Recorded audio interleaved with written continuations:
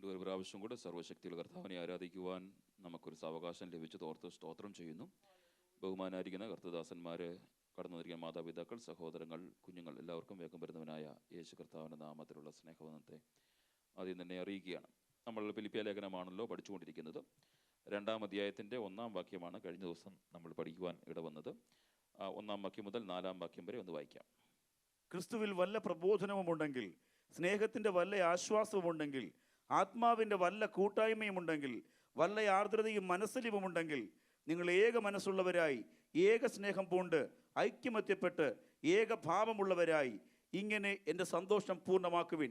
ശാഠ്യത്താലോ ദുരഭിമാനത്താലോ ഒന്നും ചെയ്യാതെ താഴ്മയോടെ ഓരോരുത്തൻ മറ്റുള്ളവനെ തന്നേക്കാൾ ശ്രേഷ്ഠൻ എന്ന് എണ്ണിക്കൊള്ളുവിൻ. ഓരോരുത്തൻ സ്വന്തം ഗുണമല്ല, മറ്റുള്ളവൻ്റെ ഗുണവും കൂടി നോക്കണം. കഴിഞ്ഞ ആഴ്ചയിൽ നമ്മൾ പഠിച്ചു നിർത്തിയത് അതിൻ്റെ 1-ാം വാക്യത്തെക്കുറിച്ചാണ്. 1-ാം വാക്യത്തിൽ 4 കാര്യങ്ങൾ പൗലോസ് അപ്പോസ്തലൻ ഫിലിപ്പിയ ദൈവസഭയെ ഓർപ്പിച്ചുണർത്തുന്നത് നമ്മൾ പഠിച്ചു നിർത്തി. പ്രോത്സാഹിപ്പിക്കുന്ന സ്വഭാവമുള്ളവരായിത്തീരണം, സ്നേഹത്തിൻ്റെ സ്വഭാവമുള്ളവരായിത്തീരണം, ആത്മാവിലുള്ള കൂട്ടായ്മയുടെ സ്വഭാവമുള്ളവരായിത്തീരണം, കരുണയുടെ സ്വഭാവമുള്ളവരായിത്തീരണം. അതാണ് 1-ാം വാക്യത്തിലെ 4 കാര്യങ്ങൾ ഈ കഴിഞ്ഞ ദിവസങ്ങളിൽ നമ്മൾ പഠിച്ചത്. ഇന്ന് അതിൻ്റെ 2-ാം വാക്യം മുതൽ 4-ാം വാക്യം വരെയുള്ള കാര്യങ്ങളാണ് പഠിക്കാൻ പോകുന്നത്. അതിൻ്റെ 2-ാം വാക്യത്തിൽ പറഞ്ഞിരിക്കുന്നത് പരസ്പരം സന്തോഷമുള്ള അല്ലെങ്കിൽ അതിന് താല്പര്യമുള്ള സ്വഭാവം നമുക്ക് ഉണ്ടായിരിക്കണം. അതുകൊണ്ടാണ് അവിടെ പറഞ്ഞിരിക്കുന്നത് ഏക മനസ്സുള്ളവരായി ഏക സ്നേഹം പൂണ്ട് ഐക്യതപ്പെട്ട് ഏക സ്വഭാവമുള്ളവരായി ഇങ്ങനെ എൻ്റെ സന്തോഷം പൂർണ്ണമാക്കുവിൻ. കർത്താവിൻ്റെ സന്തോഷം പൂർണ്ണമാക്കി തരുവിൻ. അപ്പം പരസ്പര സന്തോഷം, അതിന് താല്പര്യമുള്ള ദൈവസഭ. ഒരു ദൈവസഭയുടെ നിലനിൽപ്പ് എന്നുള്ളത് തന്നെ ദൈവസഭയിൽ കടന്നു വരുന്ന ദൈവമക്കളുടെ പരസ്പരമുള്ള സന്തോഷവും ഐക്യതയുമാണെന്ന് വിശുദ്ധ വേദപുസ്തകം നമ്മളെ പഠിപ്പിക്കുന്നു. അപ്പം ഐക്യത നമുക്ക് നിലനിൽക്കണമെങ്കിൽ സന്തോഷം നമ്മുടെ ജീവിതയാത്രയിൽ ഉണ്ടെങ്കിൽ മാത്രമേ ഐക്യത നിലനിൽക്കുകയുള്ളൂ. ഈ ഐക്യത നഷ്ടപ്പെടുത്തി കഴിയുമ്പോൾ സന്തോഷം നമ്മുടെ ജീവിതയാത്രയിൽ നിന്ന് അല്ലെങ്കിൽ നമ്മുടെ കുടുംബജീവിതത്തിനകത്തു നിന്ന് നമ്മുടെ സഭയ്ക്കകത്തു നിന്ന് നഷ്ടപ്പെട്ടു പോകും. അപ്പോൾ എന്തുണ്ടാവും? പിറുവിറുപ്പുണ്ടാവും, മറുതലിപ്പുണ്ടാകും, സംഘടനകൾ രൂപീകരിക്കും, ഗ്രൂപ്പിസം രൂപീകരിക്കും, നിരവധിയായിട്ടുള്ള നെഗറ്റീവ് കമൻസ്, നെഗറ്റീവ് കാര്യങ്ങൾ ഭിന്നിപ്പിക്കുന്ന പല ശക്തികൾ, പല വാക്കുകൾ ഒക്കെ ഉണ്ടാകുന്നത് ഈ ദൈവസഭയ്ക്കകത്തുനിന്ന് എപ്പോൾ സന്തോഷം നഷ്ടപ്പെട്ടു പോകുന്നു. അവിടെ പൗലോസ് പറയുന്ന വാക്ക് ഇങ്ങനെ നിങ്ങൾ എൻ്റെ സന്തോഷം പൂർണ്ണമാക്കണം എന്ന് പറയുമ്പോൾ ആ സന്തോഷം പൂർണ്ണമാക്കുന്നില്ല എങ്കിൽ നമ്മൾ ജീവിതയാത്രയിൽ നിന്ന് ഐക്യതയുടെ സന്തോഷം നഷ്ടപ്പെടുത്തി പോകും. അതുകൊണ്ടാണ് ദൈവസഭയ്ക്കകത്ത് കടന്നു വരുമ്പോൾ ക്രിസ്തുവിനോടുള്ള അതേ കാഴ്ചപ്പാടോടുകൂടിയുള്ള ചിന്താഗതിയിൽ ഉള്ളവരായി തീരണം. എങ്കിൽ മാത്രമേ ക്രിസ്തുവിലുള്ള ആ സ്നേഹം പൂർണ്ണതയിലേക്ക് എത്തിച്ചെടുക്കുവാൻ കഴിയുള്ളൂ. അതുകൊണ്ടാണ് യേശു കർത്താവ് യോഹന്നാന്റെ സുവിശേഷം 15-ാം അധ്യായത്തിന്റെ 11-ാം വാക്യത്തിൽ ഒരു വാക്ക് പറയുന്നുണ്ട്. എൻ്റെ സന്തോഷം നിങ്ങളിൽ ഇരിപ്പാനും നിങ്ങളുടെ സന്തോഷം പൂർണ്ണമാക്കുവാനും ഞാൻ ഇത് നിങ്ങളോട് സംസാരിക്കും. തൊട്ട് താഴെയുള്ള മേലുള്ള വാക്യങ്ങൾ, താഴോട്ടുള്ള വാക്യങ്ങൾ പിന്നീട് നിങ്ങൾ വായിച്ചാൽ മതി, നിങ്ങൾക്ക് കാര്യം മനസ്സിലാകും. അപ്പോൾ ക്രിസ്തുവിൻ്റെ സന്തോഷം അതിൻ്റെ പൂർണ്ണതയിലേക്ക് നമുക്ക് എത്തിച്ചെടുക്കുവാൻ കഴിയണം. ആ പൂർണ്ണതയിലേക്ക് എത്തിച്ചെടുക്കുവാൻ കഴിയുന്നുണ്ടെങ്കിൽ മാത്രമേ നമ്മുടെ ജീവിതയാത്രയിൽ ആ ദൈവസഭയ്ക്കകത്ത് സന്തോഷത്തോടെ ഏക ആത്മാവിനാൽ നിൽക്കുവാൻ കഴിയുള്ളൂ. ആ യോഹന്നാന്റെ സുവിശേഷകന് 16-ാം അധ്യായത്തിൽ 24-ാം വാക്യത്തിൽ യേശു കർത്താവ് പറഞ്ഞൊരു വാക്കുണ്ട്. ഇന്നുവരെ നിങ്ങൾ എൻ്റെ നാമത്തിൽ ഒന്നും അപേക്ഷിച്ചിട്ടില്ല. തൊട്ട് മേലോട്ടുള്ള വാക്യങ്ങൾ നിങ്ങൾ വായിക്കണം. അപേക്ഷിപ്പീൻ, എന്നാൽ നിങ്ങളുടെ സന്തോഷം പൂർണ്ണമാകുവാൻ തക്കവണ്ണം നിങ്ങൾക്ക് ലഭിക്കും. അപ്പോൾ നമ്മൾ എന്താണ് ദൈവസഭയിൽ അപേക്ഷിക്കേണ്ടത്?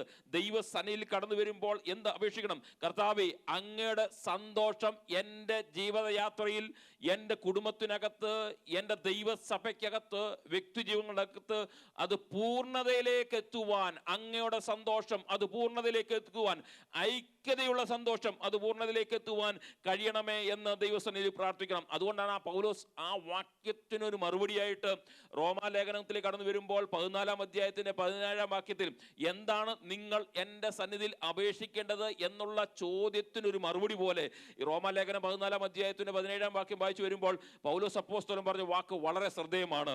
ദൈവരാജ്യം ഭക്ഷണവുമല്ല പാനീയവുമല്ല, നീതിയും സമാധാനവും പരിശുദ്ധാത്മാവിലുള്ള സന്തോഷം അത്രേ. അപ്പോൾ ക്രിസ്തുവിൽ നമ്മൾ അപേക്ഷിക്കേണ്ടത് എന്താണ്?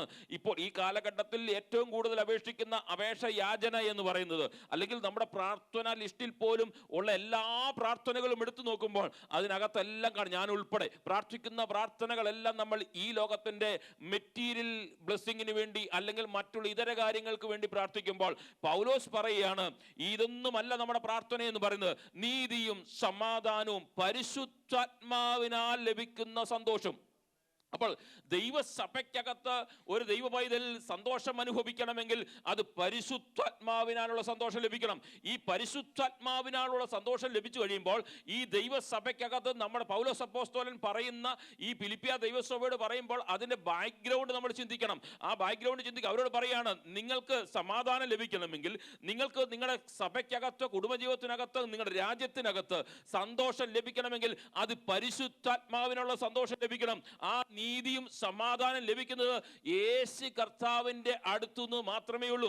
അങ്ങനെയാണെങ്കിൽ നമ്മുടെ ദൈവസഭയ്ക്കകത്ത്, നാം കൂടി വരുന്ന ദൈവസഭയ്ക്കകത്ത്, നമ്മുടെ കുടുംബജീവിതത്തിനകത്ത് സന്തോഷം അനുഭവിക്കുവാൻ അറിയുവാൻ കഴിയുന്നില്ലെങ്കിൽ, അത് ആ ഐക്യതയിലേക്ക് കടന്നു വരുവാൻ കഴിയുന്നില്ലെങ്കിൽ, ഒരു കാര്യം ഓർത്തോണം, പരിശുദ്ധാത്മാവിന്റെ സാന്നിധ്യം നമ്മളെ വിട്ടുപോയിട്ടുണ്ടോ എന്ന് നമ്മൾ ശോധന ചെയ്യേണ്ടത് ഏറ്റവും അത്യാവശ്യമാണ്. ഈ പൗലോസ് അപ്പോസ്തലന്റെ വാക്കുകളൊക്കെ ഇങ്ങോട്ട് വായിച്ചു വരുമ്പോൾ, ഈ ലേഖനങ്ങളൊക്കെ വായിച്ചു വരും, നമ്മുടെ ഹൃദയത്തെ കുത്തുകൊള്ളിക്കുന്ന, നമ്മുടെ ഹൃദയത്തെ ചിന്തിപ്പിക്കുന്ന അനേക വാക്കുകളുണ്ട്. 1 കൊരിന്ത്യർ ലേഖനം 1-ാം അധ്യായത്തിന്റെ 10-ാം വാക്യം ഇപ്രകാരം പറയുന്നു, സഹോദരന്മാരെ, നിങ്ങൾ എല്ലാവരും ഒന്ന് തന്നെ സംസാരിക്കുകയും നിങ്ങളുടെ ഇടയിൽ ഭിന്നത ഭാവിക്കാതെ ഏക മനസ്സിലും ഏക അഭിപ്രായത്തിലും യോജിച്ചിരിക്കുകയും വേണമെന്നും ഞാൻ നിങ്ങളോട് നമ്മുടെ കർത്താവായ യേശു ക്രിസ്തുവിന്റെ നാമം ചൊല്ലി പ്രബോധിപ്പിക്കുന്നു. അപ്പോൾ ദൈവസഭയ്ക്കകത്ത് കടന്നു വരുമ്പോൾ, ദൈവീയ ആരാധനയ്ക്കകത്ത് കടന്നു വരുമ്പോൾ, ദൈവസഭ എന്ന് പറയുന്നത് ഒറ്റ ഫാമിലിയാണ്. ഇതിനകത്ത് ഒരപ്പന്റെ മക്കൾ അവകാശികളാണ്. ഈ ദൈവസഭയ്ക്കകത്തേക്ക് വരുമ്പോൾ ഭിന്നത അഭിപ്രായം ഉണ്ടാകാൻ കാര്യമില്ല. കാരണം ഏകയാത്മാവിനാൽ, പരിശുദ്ധാത്മാവിനാൽ നിയന്ത്രിതരായിരിക്കുന്ന ഞാനും നീളും കടന്നു വരുമ്പോൾ അതിനകത്ത് ഒരു ഭിന്നത അഭിപ്രായം ഉണ്ടാകുവാൻ അനുവദിക്കരുത്. കാരണം നമ്മളെ ഭരിക്കുന്നത് ലോകത്തിന്റെ ആത്മാവല്ല, വ്യക്തികളുടെ ആത്മാവല്ല, അല്ലെങ്കിൽ ഏതെങ്കിലും ഒരു നേതാവിന്റെ ആത്മാവല്ല. നമ്മളെ ഭരിക്കുന്നത് പരിശുദ്ധാത്മാവ് ആയതുകൊണ്ട് ആ ആത്മാവിനാൽ നമ്മൾ ഇരിക്കുമ്പോൾ ഏക മനസ്സിലും ഏക അഭിപ്രായത്തിലും യോജിച്ചിരുന്നെങ്കിൽ മാത്രമേ നമുക്ക് ആ സന്തോഷം പ്രകടിപ്പിച്ചെടുക്കുവാൻ കഴിയുള്ളൂ. ക്രിസ്തുവിലുള്ള സന്തോഷം പ്രകടിപ്പിച്ചെടുക്കുവാൻ കഴിയുള്ളൂ. ഈ 2-ാം ലേഖനത്തിലേക്ക് വരുമ്പോൾ, 2 കൊരിന്ത്യർ 2-ാം ലേഖനത്തിലേക്ക് കടന്നു വരുമ്പോൾ, ഈ 13 വാക്യങ്ങൾ വേഗം ഞാൻ പറഞ്ഞു പോകുന്ന സമയത്തിന്റെ പരിധി മുഖാന്തരമാണ്. 2-ാം വാക്യത്തിലേക്ക്, 13-ാം അധ്യായത്തിന്റെ 11-ാം വാക്യത്തിലേക്ക് കടന്നു വരുമ്പോൾ, സഹോദരന്മാരെ സന്തോഷിപ്പിൻ. അവിടെ പറഞ്ഞിരിക്കുന്ന വാക്കുകൾ വളരെ ശ്രദ്ധേയമാണ്. സന്തോഷം കടന്നു വരണമെങ്കിൽ എന്ത് ചെയ്യണം? സഹോദരന്മാരെ സന്തോഷിപ്പിൻ, യഥാസ്ഥാനപ്പെടുവിൻ, ആശ്വസിച്ചു കൊള്ളുവിൻ, ഏക മനസ്സുള്ളവരായിത്തിരിപ്പിൻ, സമാധാനത്തിലിരിപ്പിൻ, എന്നാൽ സ്നേഹത്തിൻ്റെയും സമാധാനത്തിൻ്റെയും ദൈവം നിങ്ങളോട് കൂടെ ഇരിക്കും. അപ്പോൾ നമ്മുടെ ജീവിതയാത്രയിൽ നമുക്ക് സന്തോഷം നഷ്ടപ്പെടുത്തി പോകുന്നുണ്ടെങ്കിൽ, സന്തോഷം നമുക്ക് ലഭിക്കുന്നില്ലെങ്കിൽ, കർത്താവിൻ്റെ സന്നിധിയിൽ കടന്നു വന്നിട്ട് പഴയ പോലെ ആത്മാവിൽ ദൈവത്തെ ആരാധിച്ചെടുക്കുവാൻ കഴിയുന്നില്ലെങ്കിൽ, ആ ഐക്യതയിലേക്ക് നമുക്ക് കടന്നു വരുവാൻ കഴിയുന്നില്ലെങ്കിൽ, ആ കൂട്ടായ്മ ബന്ധത്തിലേക്ക് നമുക്ക് പഴയതുപോലെ, അല്ലെങ്കിൽ നമ്മൾ ദൈവസഭയിലേക്ക് കടന്നു വന്നപ്പോൾ ഉണ്ടായിരുന്ന ആ സ്നേഹബന്ധത്തിലേക്ക്, ആ സന്തോഷത്തിലേക്ക് കടന്നു വരുവാൻ കഴിയുന്നില്ലെങ്കിൽ, നമ്മൾ എന്ത് ചെയ്യണം? യഥാസ്ഥാനപ്പെടണം. ഏക മനസ്സുള്ളവരായി തീരണം, സമാധാനത്തിലിരിക്കണം. അങ്ങനെ സ്നേഹത്തിന് സമാധാനം ദൈവം എങ്കിൽ നമ്മോട് കൂടെ ഇരുന്ന് ആ പരിശുദ്ധാത്മാവ് തുണ ചെയ്ത് ദൈവസഭയുടെ ആത്മീയ വളർച്ചയ്ക്ക് അത് കാരണമായി തീരുവാൻ കഴിയും. അതുകൊണ്ടാണല്ലോ എഫേസ്യ ലേഖനത്തിൽ കഴിഞ്ഞ പ്രാവശ്യം നമ്മൾ പഠിച്ചത് 4-ാം അധ്യായത്തിന്റെ 3-ാം വാക്യം, ആത്മാവിന്റെ ഐക്യത സമാധാനബന്ധത്തിൽ കാപ്പാൻ ശ്രമിച്ചുകൊള്ളുവീൻ. ഇപ്പം നമ്മുടെ ജീവിതയാത്രയിൽ ഈ സന്തോഷം അനുഭവിക്കണം. എന്ത് ചെയ്യണം? ആ ഐക്യത സമാധാന ബന്ധത്തിൽ കാപ്പാൻ നാം ശ്രമിക്കണം. ദൈവസഭ, പൗലോസ് അപ്പോസ്തലൻ ഈ ലേഖനങ്ങളെല്ലാം എഴുതുമ്പോൾ ഫിലിപ്പിയ ദൈവസഭയോട് പറയുന്ന വാക്കുകൾ ഇതാണ്: ദൈവസഭ വളരണമെങ്കിൽ, ദൈവസഭയുടെ ആത്മ ഉണർവുണ്ടാകണമെങ്കിൽ, ദൈവസഭയിൽ ആത്മീയ കാഴ്ചപ്പാട് പ്രാപിച്ചെടുക്കണമെങ്കിൽ, ദൈവസഭയിലേക്ക് ആത്മാക്കൾ കടന്നു വരണമെങ്കിൽ എന്ത് ചെയ്യണം? നിങ്ങൾ സന്തോഷത്തിലിരിക്കണം. ഏക മനസ്സുള്ളവരായി ഐക്യതയുടെ ആത്മാവിനാൽ. ഐക്യത എവിടെ നഷ്ടപ്പെടുന്നോ അത് ദൈവസഭയുടെ പരാജയമാണെന്ന കാര്യം നമ്മൾ മറന്നു പോകരുത്. കുടുംബജീവിതത്തിൽ ഐക്യത നഷ്ടപ്പെട്ടു പോയാൽ പരാജയപ്പെട്ടു പോകും. ദൈവസഭയ്ക്കകത്ത് ഐക്യത നഷ്ടപ്പെട്ടു പോയാൽ പരാജയപ്പെട്ടു പോകും. അങ്ങനെയെങ്കിൽ ഒറ്റ അപ്പന്റെ മക്കള് അവകാശികളുമായിരിക്കും ഞാനും നിങ്ങളും. എങ്ങനെ ഇരിക്കണം? ഏക സന്തോഷത്തോടെ ഏക മനസ്സുള്ളവരായി ദൈവസന്നിധി ഇരിക്കണം. ഇനി രണ്ടാമത്തെ ഭാഗത്തിലേക്ക് കടന്നു വരികയാണ്. മൂന്നാമത്തെ വാക്യത്തിലേക്ക് കടന്നു വരുന്നു. താഴ്മയുള്ളവരായി തീരണം. ശാഠ്യത്താലോ ദുരാഭിമാനത്താലോ ഒന്നും ചെയ്യാതെ താഴ്മയോടെ ഓരോരുത്തൻ മറ്റുള്ളവനെ തന്നേക്കാൾ ശ്രേഷ്ഠനെന്ന് എണ്ണിക്കൊള്ളുവിൻ. ഏറ്റവും പ്രയാസകരമായ ഒരു കാര്യമാണ് പൗലോസ് അപ്പോസ്തലൻ ഈ കാലഘട്ടത്തിൽ ഏറ്റവും പ്രയാസകരമായ ഒരു കാര്യമാണ് അവിടെ പൗലോസ് അപ്പോസ്തലൻ നമ്മളെ പഠിപ്പിക്കുന്നത്. തന്നേക്കാൾ ശ്രേഷ്ഠനെന്ന് മറ്റുള്ളവരെ എണ്ണുവാനുള്ള മനസ്സ് ഇല്ലായ്മ. ദൈവസഭയ്ക്കകത്ത് ഇന്ന് സംഘടനകൾക്കകത്തായിക്കോട്ടെ, ദൈവസഭകൾക്കകത്തായിക്കോട്ടെ, കുടുംബ ജീവിതത്തിനകത്തായിക്കോട്ടെ, ഏറ്റവും പ്രയാസകരമായ കാര്യം ഒരാളെക്കാൾ എന്നേക്കാൾ ശ്രേഷ്ഠനായി മറ്റുള്ളവനെ എണ്ണുവാനുള്ള നമ്മുടെ ദുരഭിമാനമുള്ളത് കൊണ്ട് എന്ത് സംഭവിക്കുന്നു? ഈ സന്തോഷം നഷ്ടപ്പെടുന്നു, ഐക്യത നഷ്ടപ്പെട്ടു പോകുന്നു. ഇവിടെ പൗലോസ് പറയുകയാണ്, ഫിലിപ്പിയ ദൈവസഭയോട് പറയുകയാണ്, നിങ്ങൾ ഇത് ചെയ്യണം. ശാഠ്യത്താലോ അല്ല, ദുരഭിമാനത്തോടെ ഒന്നും ചെയ്യാതെ താഴ്മയോടെ ഓരോരുത്തൻ മറ്റുള്ളവനെ തന്നേക്കാൾ ശ്രേഷ്ഠന് എണ്ണണം. ഒരു ദൈവസഭയുടെ ശക്തിയും സജീവവുമായ ദൈവസഭയുടെ എപ്പോഴും രണ്ട് പ്രശ്നങ്ങൾ ജീവിതയാത്രയിൽ കടന്നു വരാം. ശക്തമായി ആത്മാവിൽ ആരാധിക്കുന്ന ദൈവസഭയ്ക്കകത്ത് രണ്ട് പ്രശ്നം കടന്നു വരാം. ഒന്നാമത്തെ പ്രശ്നം സ്വാർത്ഥമായ അഭിലാഷത്തോട് കൂടി അല്ലെങ്കിൽ അഹങ്കാര വാക്കുകൾ ഉച്ചരിക്കുന്ന വ്യക്തി ജീവിതങ്ങൾ ദൈവസഭയ്ക്ക് അകത്തെ കടന്നു വരാം. ചില ആളുകളുടെ സ്വഭാവ വിശേഷം എന്ന് പറഞ്ഞാൽ സ്വാർത്ഥ സ്വഭാവമുള്ളവരാണ്. അവരുടെ ജീവിതയാത്രയിൽ ദൈവസഭയ്ക്കകത്ത് ആണോ ഇരിപ്പെന്ന് ചോദിച്ചാൽ ദൈവസഭയ്ക്കകത്താണ് ഇരിപ്പ്. പക്ഷേ അസാർത്ഥ സ്വഭാവമുള്ളവരുണ്ട്. അതുകൊണ്ട് എന്ത് പറ്റുന്നു? അസൂയ ജനിക്കുന്നു. സ്ഥാനമോഹങ്ങളെക്കുറിച്ചുള്ള ആഗ്രഹം അവരിലേക്ക് ജനിപ്പിക്കുന്നു. മുഖസ്തുതി ഏറ്റവും കൂടുതൽ ഇഷ്ടപ്പെടുന്നു. ഞാൻ മുമ്പേ ഓർപ്പിച്ചതുപോലെ ഗ്രൂപ്പിസം, സംഘങ്ങൾ രൂപീകരിക്കുന്നു. മറ്റുള്ളവരെ എതിർക്കുന്ന ഒരു ആത്മാവ് വ്യാപരിക്കുന്നു. എന്ത് പറ്റുന്നു? അതുകൊണ്ട് എന്ത് പറ്റുന്നു? ദൈവസഭയ്ക്കകത്ത് പിളർപ്പുകൾ ഉണ്ടാകുന്നു. പൗലോസ് പറയാണ്, അങ്ങനെ നിങ്ങളുടെ ജീവിതയാത്രയിൽ ശാഠ്യത്തോലോ ദുരഭിമാനത്തോലോ ഇതൊന്നും ചെയ്യാതെ ഏക മനസ്സുള്ളവരായി ക്രിസ്തുവിന്റെ താഴോട്ടുള്ള വാക്യങ്ങൾ അടുത്ത ദിവസങ്ങൾ പഠിക്കാൻ നമ്മൾ ആഗ്രഹിക്കുന്ന അടുത്ത വാക്യങ്ങൾ കാണുമ്പോൾ ക്രിസ്തുവിന്റെ ഭാവം തന്നെ നിങ്ങൾ ഉണ്ടാകണമെങ്കിൽ ഈ മേളി പറഞ്ഞിരിക്കുന്ന 7 കൂട്ടം സ്വഭാവം നമ്മുടെ ജീവിതത്തിനകത്തേക്ക് അത് പ്രാക്ടീസ് ചെയ്തെങ്കിൽ മാത്രമേ ആ ക്രിസ്തുവിന്റെ ആ ഭാവത്തിലേക്ക് നമ്മൾ ഉയരുവാൻ കഴിയുള്ളൂ. ആ ഉയരാൻ കഴിയുള്ളൂ എന്ന് പൗലോസ് അപ്പോസ്തലൻ നമ്മളെ ഓർപ്പിച്ച് വീണ്ടും നമ്മളെ ഉത്ബോധിപ്പിക്കുകയാണ്. ഈ വാക്യത്തിനകത്ത് 2 തീമോഥെയോസ് ലേഖനത്തിലേക്ക് കടന്നു വരുമ്പോൾ 2-ാം അധ്യായത്തിന്റെ 14-ാം വാക്യത്തിൽ ഒന്നും കൊള്ളാത്ത വാഗ്വാദം ചെയ്യുന്നവരെ കൊണ്ട് കർത്താവിന്റെ സാക്ഷിയാക്കി അവരെ ഓർമ്മപ്പെടുപ്പിക്കുക. കർത്താവിന്റെ ദാസൻ ശണ്ടയിടാതെ എല്ലാവരോടും ശാന്തനും ഉപദേശിക്കാൻ സമർത്ഥനും ദോഷം സഹിക്കുന്നവനായി അത്ര ഇരിക്കേണ്ടത്. അപ്പോൾ നമ്മുടെ ജീവിതയാത്രയിൽ നമ്മൾ കടന്നു വരുമ്പോൾ മറ്റുള്ളവനേക്കാൾ നമ്മളെക്കാൾ ശ്രേഷ്ഠൻ എന്ന് എണ്ണുന്ന ആ കഴിഞ്ഞ ആഴ്ചയിലൊക്കെ നമ്മൾ കേട്ട വചനത്തോട് ചേർന്ന് തന്നെ ഞാൻ പറയട്ടെ, നമ്മുടെ ജീവിതയാത്രയിൽ ഒരാളോടൊന്ന് സോറി പറഞ്ഞാൽ ഈ ലോകത്തിൽ ഒന്നും സംഭവിക്കത്തില്ല. ഒരു സോറി പറഞ്ഞു കഴിയുമ്പോൾ അവിടെ കൊണ്ട് തീർക്കുന്ന പ്രശ്നമാണെങ്കിൽ അതിനകത്ത് ദുരഭിമാനം വിചാരിക്കാതെ, നമ്മുടെ ഹെഡ് വെയ്റ്റ് വിചാരിക്കാതെ, നമ്മുടെ പണമോ നമ്മുടെ വിദ്യാഭ്യാസമോ നമ്മുടെ സൗന്ദര്യമോ ഒന്നും വിചാരിക്കാതെ എനിക്ക് എങ്ങനെയെങ്കിലും എൻ്റെ കർത്താവിൻ്റെ വരവിൽ എടുക്കപ്പെടണമെന്നുള്ള ചിന്തയുണ്ടെങ്കിൽ ഞാനും നിങ്ങളും ആരോടെങ്കിലും എന്തെങ്കിലും നമ്മൾ അറിഞ്ഞോ അറിയാതെയോ അല്ലെങ്കിൽ മറ്റുള്ളവർ പറഞ്ഞ് അവർക്കൊരു ബുദ്ധിമുട്ടുണ്ടാക്കിയിട്ടുണ്ടെങ്കിൽ അത് പൗലോസ് പറയാണ്, അത് ദുരഭിമാനം വിചാരിക്കാതെ നിങ്ങൾ താഴ്മയുള്ളവനായി ഇരുന്നാൽ ഒരു കാര്യമുണ്ട്, കർത്താവിൻ്റെ സന്തോഷം നമ്മുടെ ജീവിതത്തിനകത്തേക്ക് അനുഭവിച്ചറിയാൻ കഴിയും. അങ്ങനെയുള്ളവർക്ക് മാത്രമേ ദൈവസഭയ്ക്കകത്ത് കടന്നു വരുമ്പോൾ ദൈവത്തിൻ്റെ പരിശുദ്ധാത്മാവിനാൽ നിറയപ്പെടുവാനും ദൈവത്തെ ആരാധിച്ചെടുക്കുവാനും കഴിയും. ഇവിടെ പൗലോസ് പറയാണ്, ഈ ശാഠ്യത്തോടൊക്കെ സംസാരിക്കുന്നവൻ ദൈവജ്ഞാനം ഉണ്ടോ എന്ന് പലപ്പോഴും നമ്മൾ ചിന്തിക്കണം. ചില വാക്യങ്ങളൊക്കെ ഞാൻ ഇങ്ങനെ ഓടിച്ചു വായിച്ച് ഞാൻ പോകാം. ഈ യാക്കോബിന്റെ ലേഖനം 3-ാം അധ്യായത്തിന്റെ 14-ാം വാക്യമൊക്കെ വായിച്ചു വരുമ്പോൾ യാക്കോബ് അപ്പോസ്തലൻ പറഞ്ഞൊരു വാക്കുണ്ട്, നിങ്ങൾ ജ്ഞാനി വിവേകിയും ആയവൻ ആര്? അവൻ ജ്ഞാനലക്ഷണമായ സൗമ്യതയോടെ നല്ല നടപ്പിൽ തൻ്റെ പ്രവൃത്തികളെ കാണിക്കട്ടെ. അപ്പോൾ ഒരു ജ്ഞാനിയുടെ ലക്ഷണമാണ് താഴ്മ, സൗമ്യതയുടെ സ്വഭാവം. നമുക്ക് ജ്ഞാനമുണ്ടെങ്കിൽ, ദൈവീയ അറിവുണ്ടെങ്കിൽ, അല്ലെങ്കിൽ ഒരു വാക്കുകൂടെ കയറി പറഞ്ഞാൽ ദൈവീയ പക്വത നമ്മൾ പ്രാപിച്ചിട്ടുണ്ടെങ്കിൽ നമ്മൾ ജീവിതം താഴ്മയോടെ, സൗമ്യതയോടെ, നല്ല നടപ്പിൻ്റെ, ജ്ഞാനത്തിൻ്റെ ലക്ഷണം നമ്മൾ കാണിച്ചെടുക്കുവാൻ കഴിയും. ഈ പലപ്പോഴും ദൈവസഭയ്ക്കകത്തും കുടുംബത്തിനകത്തും അല്ലെങ്കിൽ സെക്കുലർ ലൈഫിനകത്ത് പോലും പ്രശ്നം ഉണ്ടാകുന്നതിൻ്റെ കാരണം എന്നറിയാമോ? ഞാനാണ് അറിവുള്ളവൻ, ഞാനാണ് പ്രാപ്തൻ, ഞാനാണ് കഴിവുള്ളവൻ എന്നുള്ള തോന്നലുകൾ നമുക്കുണ്ടാകുമ്പോൾ അതിലേക്ക് നമ്മളൊന്ന് സബ്മിറ്റ് ചെയ്യുവാൻ അല്ലെങ്കിൽ സറണ്ടർ ചെയ്യാൻ നമുക്ക് താല്പര്യമില്ലാത്തത് കൊണ്ട് ഇവിടെ പ്രശ്നമുണ്ടാകുമ്പോൾ ഈ യാക്കോബ് അപ്പോസ്തലൻ പറയാണ്, ജ്ഞാനത്തിന്റെ ലക്ഷണം എന്ന് പറയുന്നത് സൗമ്യതയാണ്. ഒരുവൻ ജ്ഞാനത്തിന്റെ ലക്ഷണത്തോടുകൂടി സൗമ്യത കാണിക്കുന്നുണ്ടെങ്കിൽ ഉറപ്പിച്ചോ, ആ സൗമ്യതയുള്ളവന്റെ അകത്ത് പരിശുദ്ധാത്മാവ് വ്യാപരിക്കുന്നുണ്ട്. ഇനി ഓപ്പോസിറ്റ് പറയട്ടെ, ജ്ഞാനത്തിന്റെ ലക്ഷണമാണ് സൗമ്യത കാണിക്കാതെ അഹങ്കാര വർത്തമാനങ്ങൾ പറഞ്ഞുകൊണ്ട് ഞാനാണ് ഏറ്റവും വലിയവനാണ് എന്ന് പറഞ്ഞ് നടക്കുന്നുണ്ടെങ്കിൽ ഒരു കാര്യം ഓർത്തോ, അവൻ ദൈവസഭയുടെ ഭാഗമായിരുന്നേക്കാം, വ്യക്തികളുടെ അവൻ ദൈവസഭയ്ക്കകത്ത് എല്ലാ കാര്യങ്ങൾ ചെയ്യുന്നവനായിരുന്നേക്കാം, പക്ഷെ അകത്ത് പരിശുദ്ധാത്മാവ് വ്യാപരിച്ചിട്ടുള്ള കാര്യം നമ്മൾ തിരിച്ചറിഞ്ഞോണം.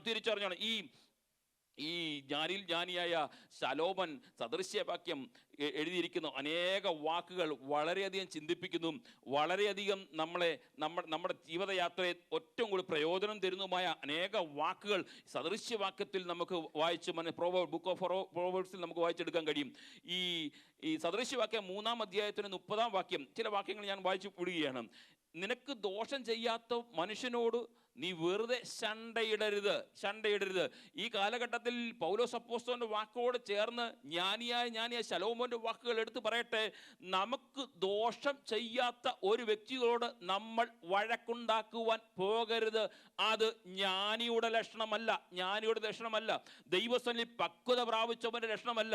നമ്മൾ പറയുമല്ലോ, വഴിയെ പോകുന്ന എല്ലാം വയ്യാവേലിയും പിടിച്ചു വെക്കുന്നവരായി തീരരുത് ഒരു ആത്മീയൻ. നമുക്ക് ജ്ഞാനിയായ ക്രിസ്തുവിൽ പരിജ്ഞാനം പ്രാപിച്ച ഒരു വ്യക്തിയാണെങ്കിൽ അങ്ങനെ ശണ്ടയിടരുത്.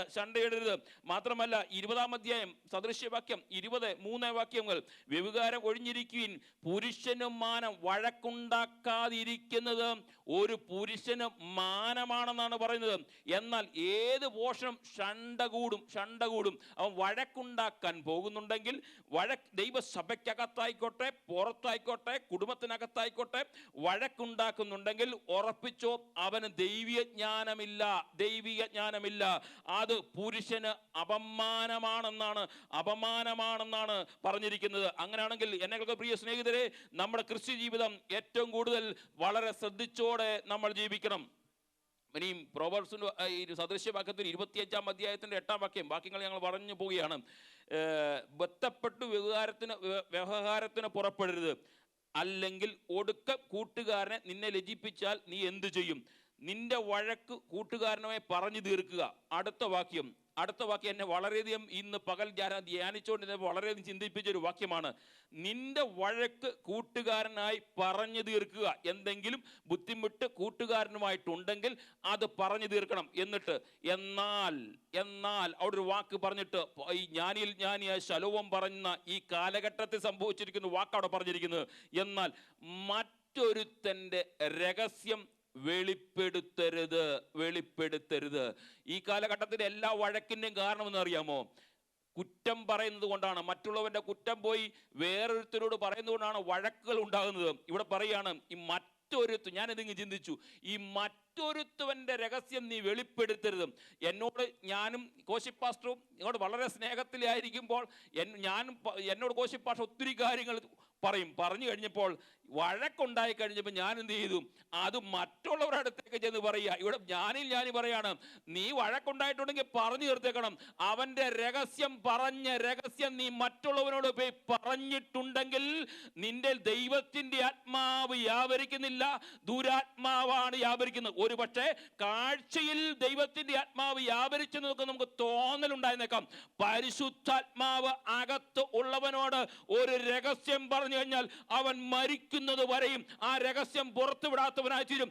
അവനെയാണ് ആത്മീയനെന്ന് വിളിക്കാൻ കഴിയുള്ളൂ. ഒരുപക്ഷെ അവന് ആ വ്യക്തിക്ക് നിന്ന് ദോഷം സംഭവിച്ചേക്കാം, പ്രതികൂലം സംഭവിച്ചേക്കാം, വാക്കുകൾ കൊണ്ട് എതിർപ്പുകൾ സംഭവിച്ചേക്കാം. പക്ഷേ അകത്ത് ആത്മാവ് വ്യാപരിക്കുന്ന ഒരു വ്യക്തിയോട് ദൈവത്തിന്റെ ആത്മാവ് പറയുന്നൊരു കാര്യമുണ്ട്. നീ കൂട്ടുകാരനെ കുറിച്ച് അവൻ പറഞ്ഞ രഹസ്യം വെളിയിൽ പറയുവാൻ കഴിയത്തില്ല, വെളിയിൽ പറയാൻ കഴിയത്തില്ല.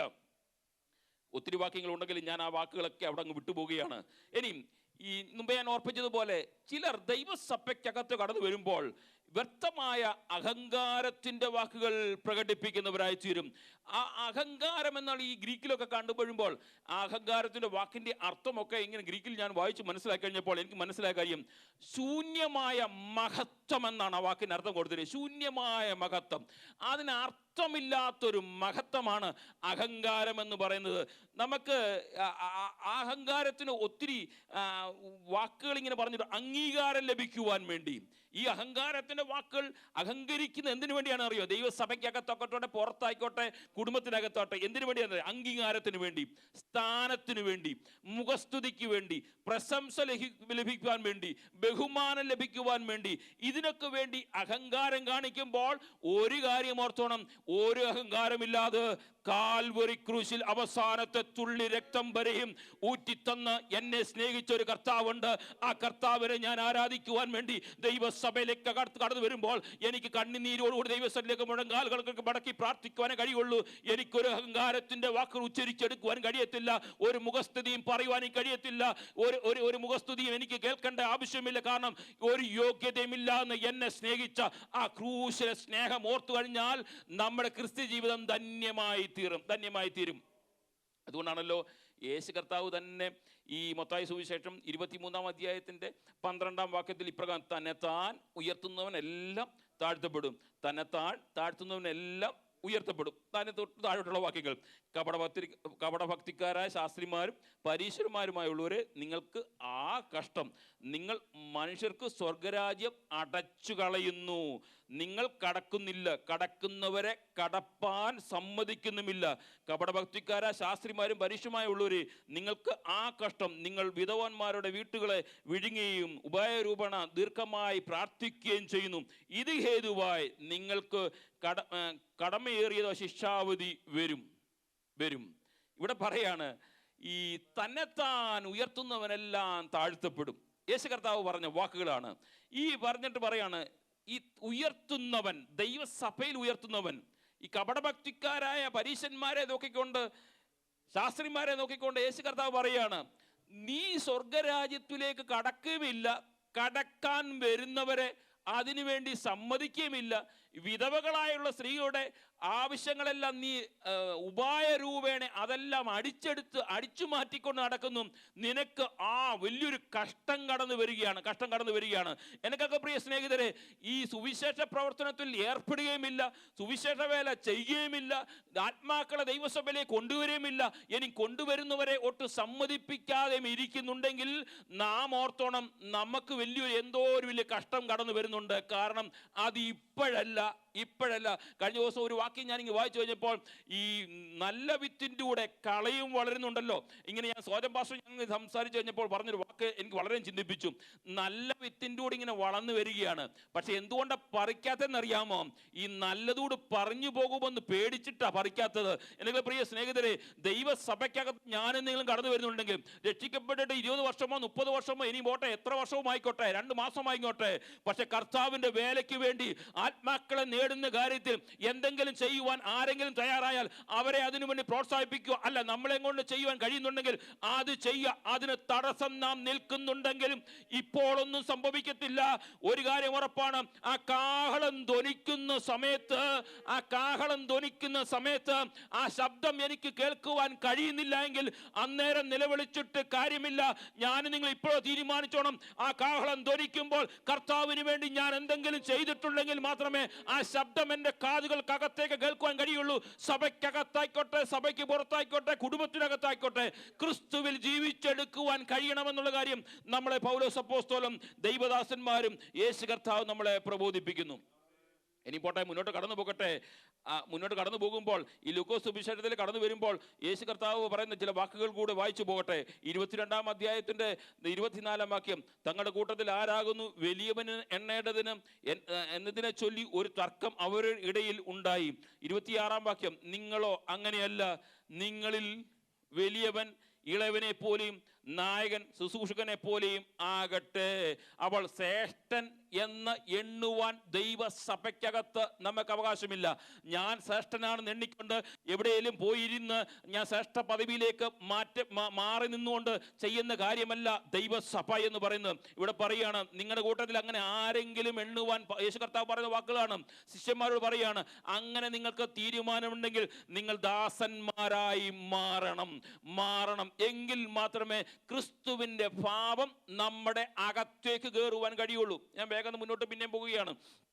യോഹന്നാന്റെ സുവിശേഷം 5-ാം അധ്യായം 44-ാം വാക്യം, തമ്മിൽ ബഹുമാനം വാങ്ങിക്കൊണ്ട് ഏക ദൈവത്തിന്റെ പക്കൽ നിന്നുള്ള ബഹുമാനം അന്വേഷിക്കാതെ നിങ്ങൾ എങ്ങനെ വിശ്വസിക്കാൻ കഴിയും?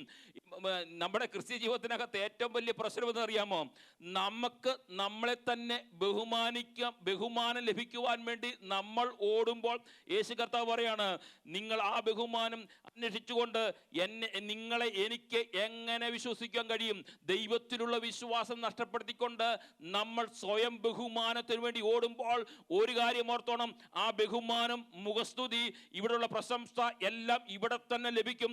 പക്ഷെ ഒരു കാര്യം ഓർത്തോണം, ആ ബഹുമാനം കർത്താവിന് സന്നിധിയിൽ കൊടുക്കുവാൻ കഴിയുന്നില്ലെങ്കിൽ നമ്മൾ ഇവിടം കൊണ്ടെല്ലാം അവസാനിപ്പിച്ച് നമ്മുടെ ഓട്ടവും അധ്വാനവും നേടിയതും ഉപവാസ പ്രാർത്ഥനയും ദൈവസഭയ്ക്ക് വേണ്ടി ദശാംശം വിട്ടതും പൈസ കൊടുത്തതും എല്ലാം ഇവിടം കൊണ്ട് തീർത്ത് ഓടേണ്ട ഒരു സ്ഥിതിയിലേക്ക് വരുമെന്നുള്ള കാര്യം ഓർത്തണം. അതുകൊണ്ടാണല്ലോ യെശയ്യാവിന്റെ പ്രവചന പുസ്തകത്തിൽ നമുക്കറിയാവുന്ന വാക്കാണ്. 14-ാം അധ്യായത്തിന്റെ 13 താഴോട്ട് വായിച്ചു വരുമ്പം ഒരുത്തനെ സിംഹാസനത്തിനകത്തുനിന്ന് വെട്ടി താഴോട്ടിട്ട ഒരു ചരിത്രം അവിടെ കാണുന്നുണ്ട്. ആ വ്യക്തി പറഞ്ഞൊരു വാക്കുണ്ട്, ഞാൻ സ്വർഗത്തിൽ കയറും, എൻ്റെ സിംഹാസനം ദൈവത്തിന്റെ നക്ഷത്രങ്ങൾക്ക് മീതെ വയ്ക്കും, ഉത്തരദിക്കിന്റെ അതിർത്തിയിൽ ഞാൻ സമാധാന പർവ്വതത്തിൽ ഞാൻ ഇരുന്നരുളും. താഴോട്ട് വാക്ക് നമുക്ക് അറിവുള്ളതാണ്. അപ്പോൾ ഇങ്ങനെ കുറച്ച് വാക്കുകൾ പറഞ്ഞുകൊണ്ട് ദൈവസഭ ഈ ലേഖനങ്ങളൊക്കെ വായിച്ചു വരുമ്പോൾ ഉണ്ടല്ലോ, ഈ നമ്മളെ തന്നെ അറിയാതെ അങ്ങ് താഴ്ത്തി പോകും. കാരണം പൗലോസ് അപ്പോസ്തലന്റെ വാക്കുകൾ അത്രമാത്രം കനമേറിയ വാക്കുകളാണ്. നമ്മൾ സ്വയം പ്രശംസിക്കുവാൻ ഒരു യോഗ്യതയും, വേദപുസ്തകം നമുക്ക് സ്വയപ്രശംസയ്ക്കുള്ള പുസ്തകമല്ല. വേദപുസ്തകം നമ്മൾ താഴ്ത്തപ്പെടുവാനുള്ളൊരു പുസ്തകമാണ്, അനുദപിക്കുവാനുള്ളൊരു പുസ്തകമാണ്. കർത്താവേ, ഇതിനൊന്നും ഒരു യോഗ്യതയും എനിക്കില്ല. ഇവിടെ ഒരു വ്യക്തി പറയുന്നുണ്ട്, ഞാൻ അവിടെ കയറി അവിടെ ഇരുന്ന് അരുളുമെന്ന് പറഞ്ഞപ്പോൾ അവനെ വെട്ടി ടുവാൻ കഴിഞ്ഞിട്ടുണ്ട്. സർവശക്തിയുള്ള ദൈവത്തിന് കഴിയുമെങ്കിൽ എനിക്ക് നിങ്ങൾക്ക് ഒരു യോഗ്യതയും പറയുവാനില്ല. കർത്താവേ, അങ്ങയുടെ ചങ്കിലെ ചോര കൊണ്ടാണ് ആ നിത്യത എനിക്ക് ലഭിച്ചത്. അത് നഷ്ടപ്പെടുത്തി കളയുന്ന ഏതെങ്കിലും സാഹചര്യം, ശാഠ്യമോ ദുരഭിമാനമോ താഴ്മയില്ലായ്മോ എൻ്റെ ജീവിതയാത്രയിൽ ഉണ്ടെങ്കിൽ അത് എന്നോട് ക്ഷമിക്കണമെന്ന് ദൈവസന്നിധിയിൽ ഏറ്റുപറഞ്ഞ് പ്രാർത്ഥിക്കുന്നവരായി തീരണം. ഇനിയും ശക്തമായ സഭ നിലനിൽക്കണമെങ്കിൽ ആത്മാവിൽ എളിമയോടെയുള്ള മനസ്സലിവിന്റെ താഴ്മ ധരിക്കുന്നവരായി തീരണം. ആത്മാവിൽ എളിമയോടുള്ള മനസ്സലിവിന്റെ താഴ്മ നാം ധരിക്കുന്നവരായി തീരണം. വിശുദ്ധ വേദപുസ്തകം പഠിച്ചു വരുമ്പോൾ അനേക വാക്യങ്ങൾ അതിനകത്ത് നമുക്ക് വിശുദ്ധ പുസ്തകത്തിനകത്തുനിന്ന് മനസ്സിലാക്കി എടുക്കുവാൻ കഴിയുമെങ്കിലും ഈ ദൈവസഭയുടെ വളർച്ചയ്ക്ക് ഏറ്റവും അത്യാവശ്യമായ ഒരു കാര്യമാണ് ആത്മാവിൽ എളിമപ്പെടുക എന്നുള്ളത്. ആത്മാവിൽ എളിമപ്പെടുവാൻ ദൈവസഭ നമ്മൾ നോക്കിയാൽ മതി. ഇന്ന് കാണുന്ന ദൈവസഭയുടെ വളർച്ചയ്ക്കെല്ലാം കാരണമെന്ന് അറിയാമോ? ആത്മാവിലുള്ള എളിമപ്പെടും. അതുകൊണ്ടാണല്ലോ നമുക്ക് ലഭിച്ചിരിക്കുന്ന ഡ്രസ് കോഡ് പോലും ഈ എളിമപ്പെടലിൻ്റെ ഒരു ഭാഗമായിട്ട് വന്നതാ. ഒരു കാലത്ത് ഈ നമ്മൾ ഉപയോഗിക്കുന്ന ഓർണമെന്റ്സ്, സ്വർണ്ണങ്ങളൊന്നും ഉപയോഗിക്കാത്തതിൻ്റെ കാരണം അത് തന്നെയാണ്. വെള്ള ഡ്രസ്സിലേക്ക് പോയതിൻ്റെയും കാരണം ഇതൊക്കെയാണ്. ഒരു എളിമപ്പെടലിൻ്റെ ഭാഗമായിട്ട് വന്നതാ. പക്ഷേ കാലങ്ങൾ മാറി വന്നപ്പോൾ ദൈവദാസന്മാർക്കൊക്കെ പണ്ട് കാലത്ത്, ഞാനൊക്കെ സുവിശേഷ വേലയുടെ ഭാഗമായി ഇറങ്ങിയ കാലഘട്ടത്തിലൊക്കെ ഓരോ ഡ്രസ്സ് 2 ഡ്രസ്സൊക്കെ ഉള്ളായിരുന്നു. അന്ന് വെള്ള ഡ്രസ്സ് ഇട്ടുകൊണ്ട് പോകുന്നതിന് ഉദ്ദേശം അത് മാത്രമായിരുന്നു. കാരണം മറ്റുള്ള ഡ്രസ്സുകൾ ഇട്ട് പോകുമ്പോൾ ആളുകൾ ശ്രദ്ധിക്കും, ഇതാകുമ്പോൾ ആളുകൾ ശ്രദ്ധിക്കത്തില്ലല്ലോ. അപ്പോൾ അതൊക്കെ മാറി, കാലങ്ങൾ മാറി. ഇപ്പോൾ ഇതിനേക്കാളൊക്കെ ഉപരിയായിട്ടുള്ള എന്താ പറയുന്നേ, എത്രയോ ലക്ഷങ്ങൾ വില വരുന്ന ഡ്രസ്സുകളിലേക്ക് നമ്മുടെ ആളുകൾ മാറിക്കൊണ്ടിരിക്കുകയാണ്. കാരണം എളിമയൊക്കെ അങ്ങ് മാറി. സാഹചര്യം മാറി. നമ്മുടെ ഭാഷയിൽ പറഞ്ഞാൽ ചെറിയ ഓലപ്പരയിൽ നിന്ന് ഓടിട്ടപ്പരയിലേക്കും അതിനുശേഷം ഇങ്ങനെ മൾട്ടി ബിൽഡിങ്ങിലേക്ക് നമ്മൾ മാറിക്കൊണ്ടിരിക്കുമ്പോൾ നമ്മുടെ സാഹചര്യങ്ങളൊക്കെ ഒന്ന് മാറി. സാഹചര്യം മാറിയപ്പോൾ എന്ത് പറ്റി? സഭയ്ക്കകത്ത് ഭരണം കൊണ്ടുവരുവാൻ നമ്മൾ തുടങ്ങി. ദൈവദാസന്മാരെ ഭരിക്കുന്നവരായി മാറി. ദൈവസഭയുടെ കൺട്രോൾ നമ്മൾ എടുക്കുന്നവരായി മാറി. അതുകൊണ്ട് എന്ത് പറ്റി? ഇന്ന് കാണുന്ന ആത്മീയരെന്ന് പേര് പറയുന്ന സംഘടനകൾക്കകത്ത് പോലും പരിശുദ്ധാത്മാവും ദൈവ സാന്നിധ്യം ഇല്ലാത്തവരായി മാറി.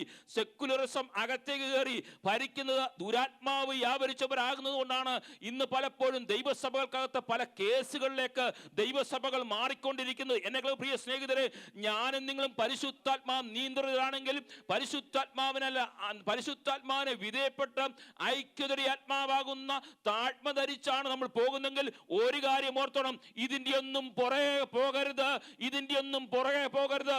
നമുക്കൊറ്റ ലക്ഷ്യം മാത്രമേ ഉള്ളൂ. എങ്ങനെ വല്ല പൗലോസിന്റെ ഭാഷയിൽ പറഞ്ഞാൽ വല്ല വിധേനയും ആ നിത്യത പ്രാപിച്ചെടുക്കുവാൻ വേണ്ടിയാണ്. അത് ഈ ലോകത്തിൽ കാണിക്കുന്ന ആത്മീയരുടെ വേഷം ധരിച്ചുകൊണ്ട് പലരും കാട്ടിക്കൂട്ടുന്ന പ്രകസനങ്ങൾക്ക് പുറകെ പോകാതെ മുഴങ്കാലുകൾ ഇരുന്നിട്ട് കർത്താവിനോട് നിലവിളിക്കണം. കർത്താവെ, ആ നിത്യത അവകാശമാക്കാതിരിക്കുവാൻ എൻ്റെ ജീവിതയാത്രയിൽ എന്തെങ്കിലും കുറവുണ്ടെങ്കിൽ അത് ഏറ്റുപറഞ്ഞ് മുന്നോട്ട് പോകുവാൻ കഴിയട്ടെ. യേശു കർത്താവ് പറഞ്ഞൊരു വാക്ക് വേഗം വായിക്കട്ടെ. 11-ാം അധ്യായം, മത്തായി സുവിശേഷം 11-ാം അധ്യായം 29-ാം വാക്യം. ഞാൻ സൗമ്യതയും താഴ്മയുള്ളവനാകിയാൽ എൻ്റെ നുകം ഏറ്റുകൊണ്ട് എന്നോട് പഠിപ്പീൻ, എന്നാൽ നിങ്ങളുടെ ആത്മാക്കൾക്ക് ആശ്വാസം കിട്ടും.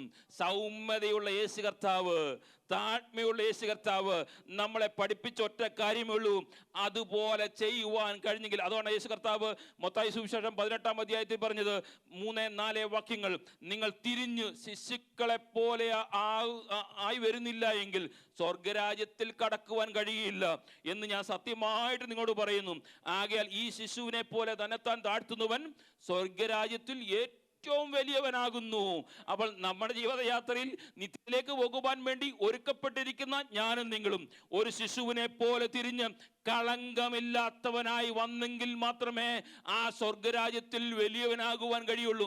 ഇവിടുത്തെ വലിയ സ്ഥാനവും ഇവിടുത്തെ വലിയ മോഹങ്ങളൊക്കെ വെച്ചുകൊണ്ട് നമ്മൾ സ്വർഗരാജ്യത്തിലേക്ക് പോകുവാൻ അവകാശമാക്കുവാൻ വേണ്ടി പോകുന്നുണ്ടെങ്കിൽ ഒരു രക്ഷയുമില്ലെന്ന കാര്യം നമ്മൾ മറന്നു പോകരുത്.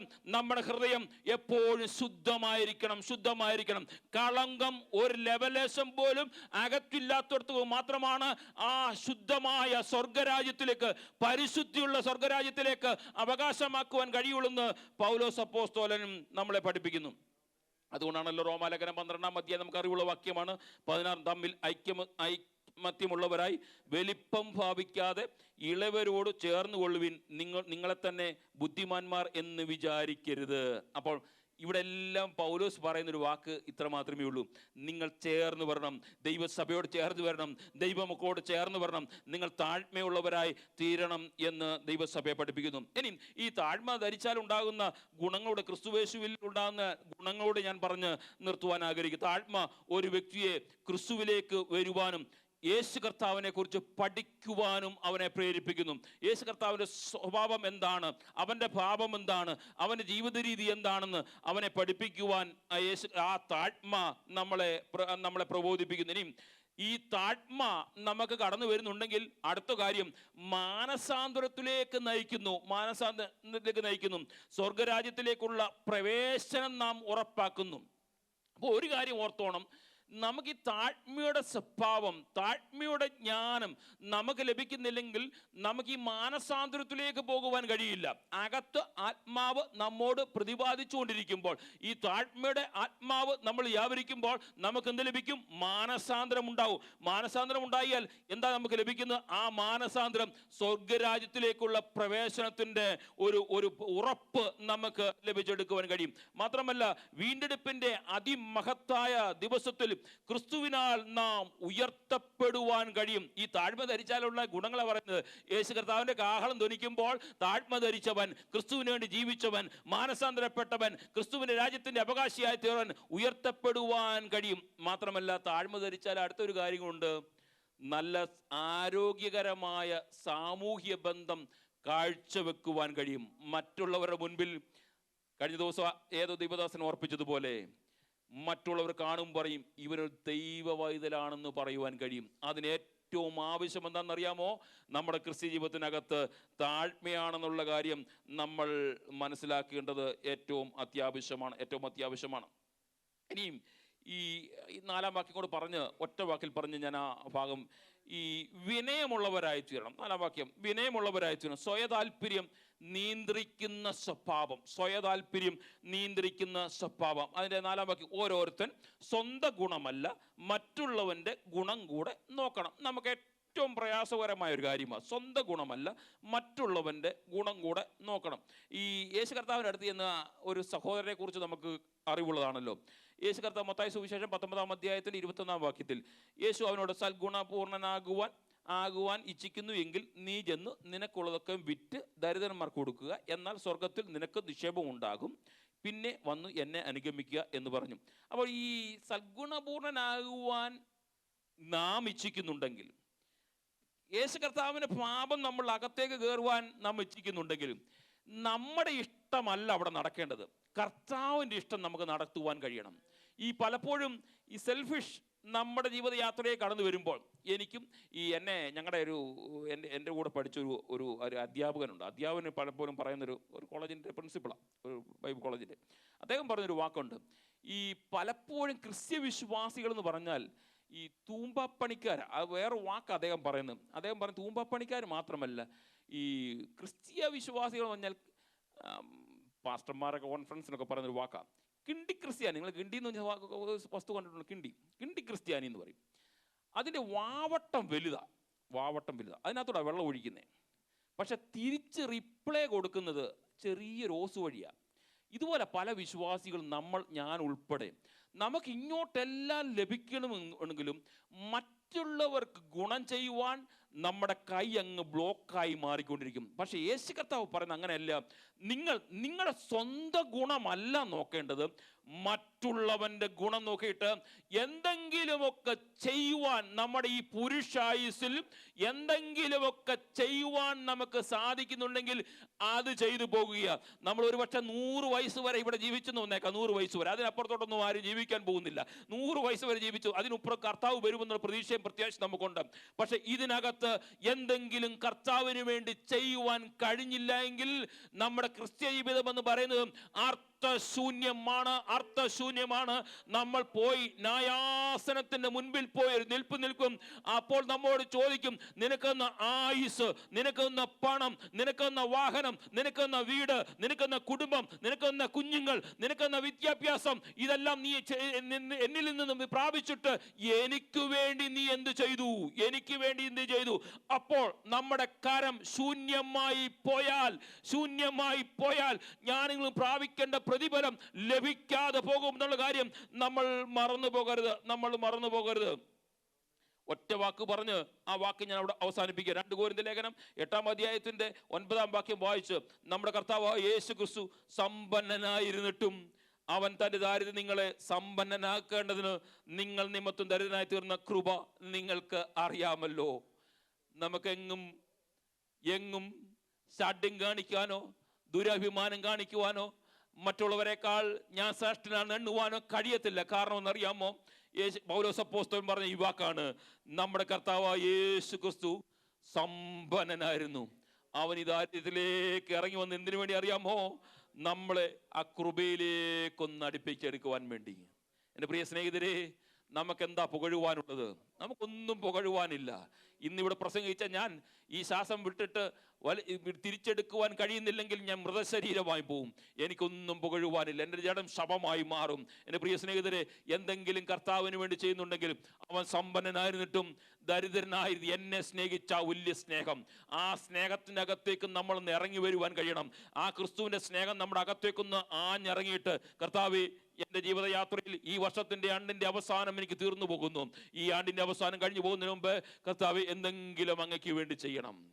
ഞാൻ ആരോടെങ്കിലും എന്തെങ്കിലും വിദ്വേഷത്തോടോ പിണക്കമോ ശാഠ്യ സ്വഭാവത്തോടെ ഇരിക്കുന്നുണ്ടെങ്കിൽ അതെന്നോട് മനഃപൂർവ്വമായി എന്നോട് ക്ഷമിച്ച് ആ കാഹളം ധ്വനിക്കുമ്പോൾ എന്നെയും കൂടെ ചേർക്കണമെന്നുള്ള പ്രാർത്ഥനയിൽ ആ കർത്താവിന് വേണ്ടി ഒരു വർഷം നമുക്ക് ദാനമായി നൽകി ഒരു അടുത്ത വർഷം കർത്താവിന് വരെ താമസിച്ച് ആയുസ്സോട് പ്രവേശിക്കുന്നുണ്ടെങ്കിൽ നമ്മുടെ ദൈവസഭ ഐക്യതപ്പെട്ട് സന്തോഷത്തിൻ്റെ പൂർണ്ണതയിലേക്ക് എത്തിക്കൊണ്ട് കർത്താവിന് വേണ്ടി പ്രവർത്തിക്കുവാൻ സർവശക്തിയുള്ള കർത്താവ് നമ്മെ സഹായിക്കുമാറാകട്ടെ.